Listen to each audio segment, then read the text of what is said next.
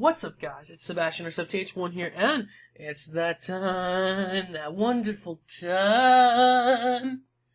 Okay, let's not get singing. E3 has officially started. I just got home from work. I just saw the conference. I am fucking late. Whatever. Let's get on with this. So, Bethesda, your first E3 press conference.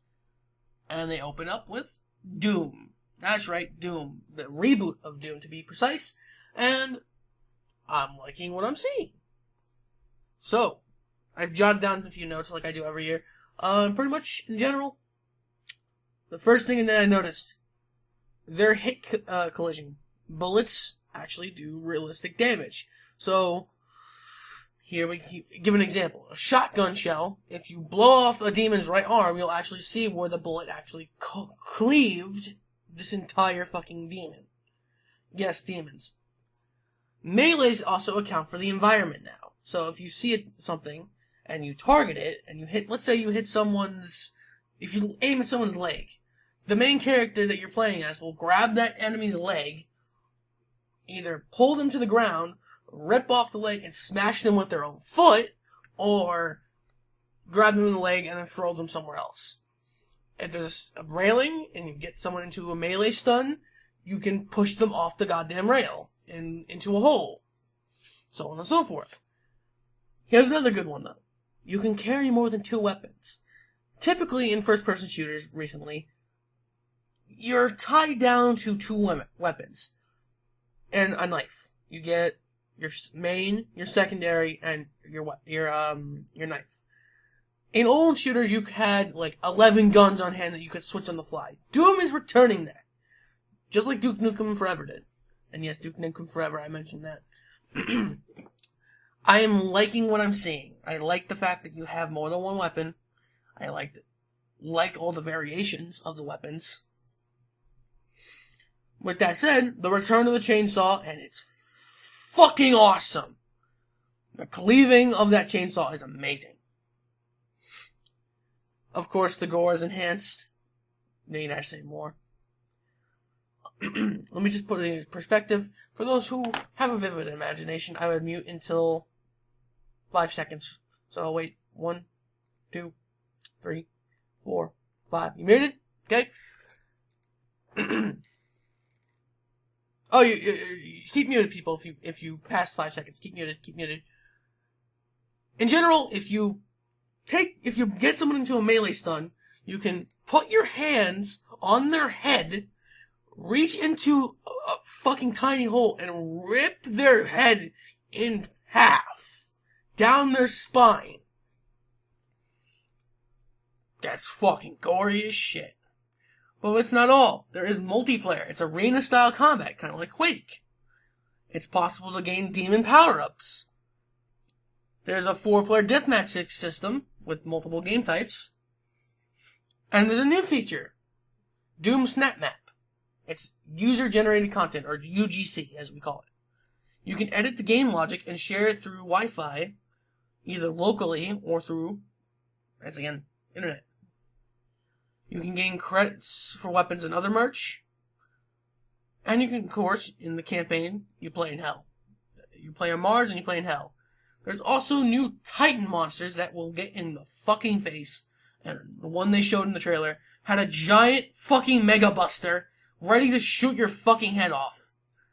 Goddamn, Doom. Goddamn. The game is slated for spring 2016. It is coming out on the Xbox One, the PC, and the PS4. Now, off gaming for a moment, they talked about a new online service called Bethesda.net. It's forums for Bethesda fans, gameplay for Bethesda fans, pretty much an instant connection.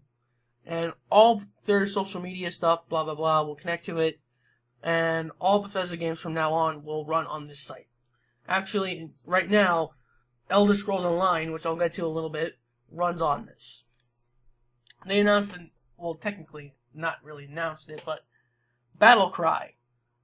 Team-based combat, tactical warfare, accepting worldwide signups for their global beta as the night of June 14th, 2015. That's tonight. Well, technically, I'm recording this on the 15th now, so today. If you sign up before June 18th, however, you will get priority access to the beta and a special in-game reward.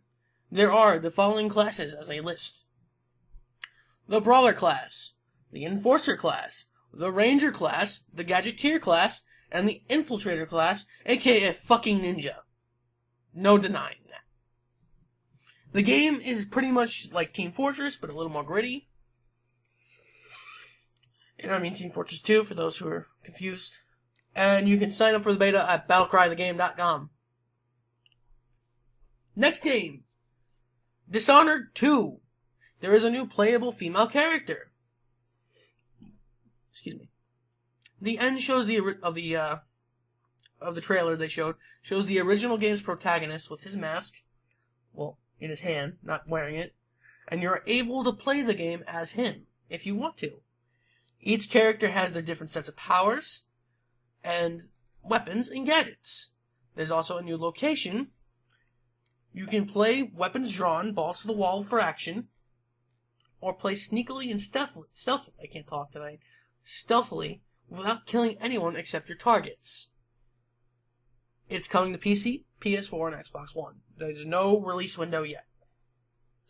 However, they did also announce Dishonored 1's getting a definitive edition, the original game with all its DLC content, with a graphical enhancement for the Xbox One and PS4 coming this fall. Now, The Elder Scrolls Online Tamriel Unlimited. It is already out. Wi-Fi is needed to play. No shit, it's an MMO. Playing with groups, or you can play solo. They are working on more content, and there's 2 new zones they're adding.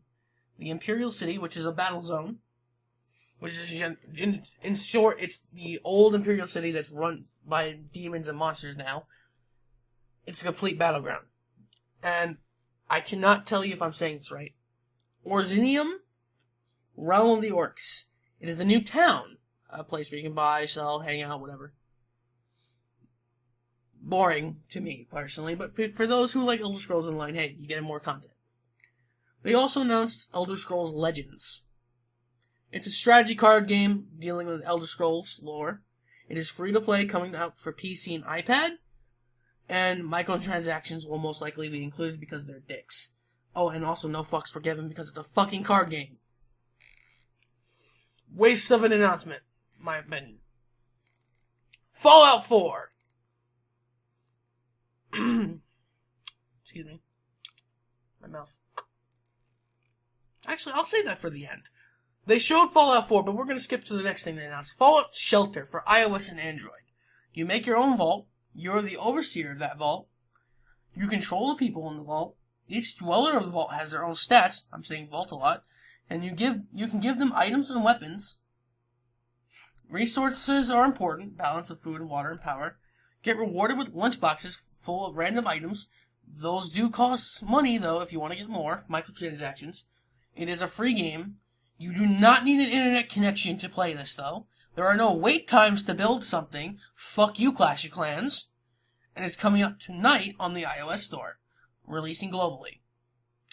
Fuck you, Clash of Clans. Fuck you, Farmville. You guys all got just served right now because you don't need an internet connection and you don't need to fucking wait for your shit to build. Thank you, fucking Bethesda Game Studios. Now let's get to the big thing. The biggest thing they had there. Fallout 4. It's got a prequel moment before the bombs fell.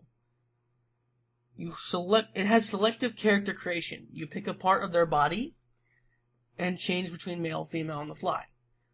In fact, if you create 2 characters, a baby will be generated based on the couple you make. Skills can be edited, of course, like in every other game. The story-wise, they only said this. You are the sole survivor of Vault 111. 100 years or 200 years in the future. Player freedom remains. You can go first person or third person. And goddamn, these graphics are pretty. Damn pretty graphics. You don't have to do what the story tells you. If you're talking to an NPC, you can either walk away, follow them, or shoot them in the face. There is now a dog buddy, and you can give him commands based on the environment. The VAT system from Fallout 3 makes a return in Fallout New Vegas, but mostly Fallout 3. And it has been enhanced. A new location, downtown Boston. A new layered armor system. And the Pip-Boy now includes better enhancements. You can play minigames, play holotapes, so on and so forth. See your inventory. But there's also now been an announcement of a collector's edition with a real Pip-Boy. And you can put your phone in it, and it has an application that connects to the game as a second screen experience. You can connect your game, and it will work like the one from the game itself. So you'll see your inventory, you'll see your stats, you'll see everything you need to see from the Pip-Boy from the game on your phone. The app will release on iOS and Android when Fallout 4 releases. And can I just say, the guy who represented this section of Fallout, this guy is fucking awesome. He makes comments about these gimmicks of second screen experiences, and I like him. Now, the other thing this game is now including is the ability to rebuild using any items from the world as materials. It works in real time, and if you build your settlement enough, traders will come, which offer the best items of the game, or better items of the game. You can use generators plus terminals for super ultra customization that's really in depth. So, as an example, you want to control light. You can just connect it to a generator using a switch, or you can connect the terminal. Oh my god, that voice crack.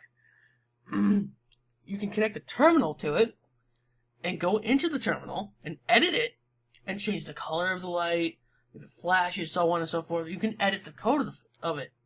It's really neat. Your settlements will get attacked by raiders, so it's obviously recommended that you get defenses up when you're messing with these terminals.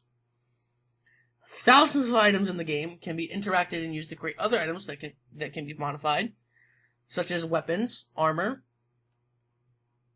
and yes, that includes the COD piece because the guns, you know.